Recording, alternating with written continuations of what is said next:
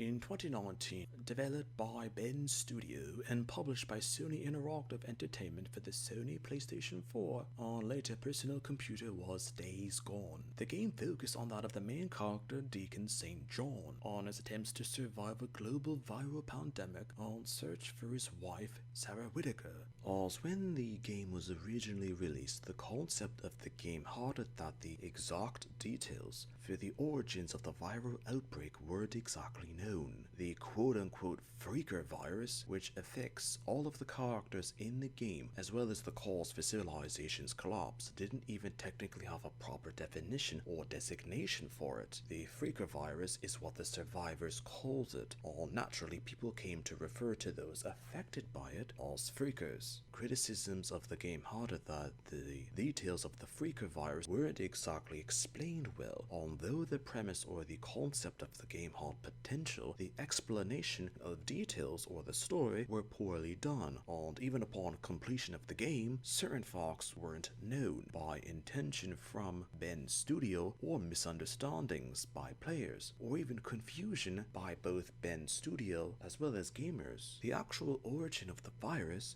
as according to details in the game, was that originally it was a treatment for sorts of skin conditions or disorders by Sarah Whitaker. Sarah was a brilliant, arguably revolutionary botanist and researcher. Her skills with medicine were so groundbreaking that the biological/pharmaceutical company Cloverdale heard of her work and offered her employment within Oregon, studying rare plants that only grew within the region. The exact flower species or fauna that Sarah was using for her research is never mentioned, but online theorists have brought about the possibility that the logo for the Cloverdale research location had a blue lily or some sort of flower of such hue. There's a debate as to if the Freaker virus was ever supposed to have been released or kept within the laboratory to be held as a biological weapon for military means. Dialogue mentioned by both Sarah and Deacon hardened that Sarah's research was actually manipulated without her knowledge and turned into a biological weapon, as word spread that Cloverdale had a new sort of biological weapon when a co-worker of hers intended to take a sample to a convention being held in a nearby center to uncover the entire charade to the world, but the person was accidentally exposed to the pathogen and thus became the patient zero, while infecting countless people at the international convention, as this was the cause that led to the collapse of civilization. Mentionings from Sarah hardened that 1 billion people died roughly after a single week of infection. Coop mentioned through Radio Free Oregon that India was easily overrun with the virus. And at the time of the game's time period, India's population was roughly that of 2 billion people. Corey also mentioned to Deacon that most of the United States east of the Mississippi River was lost mere days after the outbreak first occurred. But fragmented discussions hardened that those infected by the virus kept their basic instincts or even some sort of comprehension of themselves as well as others around them. Those who were infected didn't need to feed on other creatures,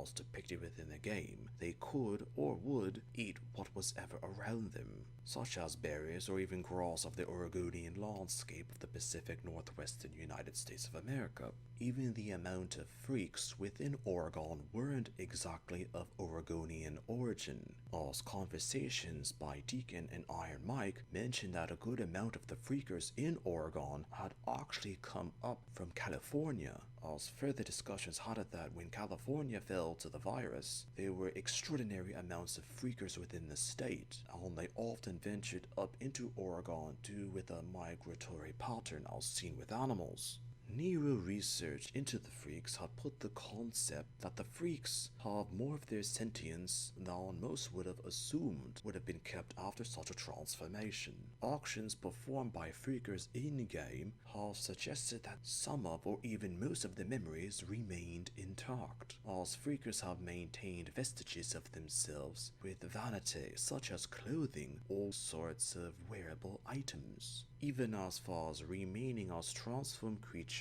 where the particular location they were infected at. Conversations overheard from Nero officials have even captured alive freaks and performed medical research upon them, as by medical prowess they should be brain dead, but they aren't. They're still functioning and living. Players of the game have even given accounts of freakers humming or attempting to ask the player for help, with possibly trying to cure or reverse their condition. The concept of the freaker virus's adaptability, they can also gather into massive groups, as they were called hordes within the game, as a few freakers or even a group of them aren't that much of a threat or dangerous to survivors, but an entire horde, which were estimated at being more than 100 freakers, were considered a massive problem within the game, but they were attracted to and emitted pheromones, as smell was important to travel to and from various locations for whatever reason. Owing to the fauna origins of Sarah's botany research, freakers have been shown as well as depicted to be affected by weather,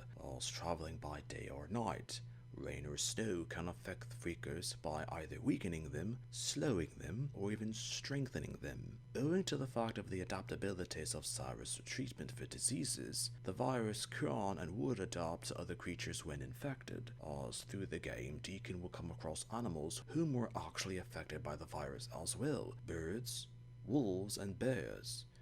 as all of these species have shown traits of being infected by the Freaka virus. Theorists have mentioned that these sorts of species were native to the region of Oregon where the game was set, but in-game lore mentioned that the virus could or have easily affected more species of life. The concept of immunity to the virus was also mentioned, as some people had a resistance to the virus, or in terms of being infected slower than others, or even some people not being technically affected at all. Speculation had it that Deacon himself was immune to the virus, due to the fact that multiple times in the game he was viewed or depicted as bitten, scratched, or otherwise by the infected, but he himself had nothing occur to him as a result of this. Supposedly, original plans from Ben's studio had it that in a sequel of the time, Deacon would have had neuromedicine and antibodies from constant injections from neuro research stations, and that would have been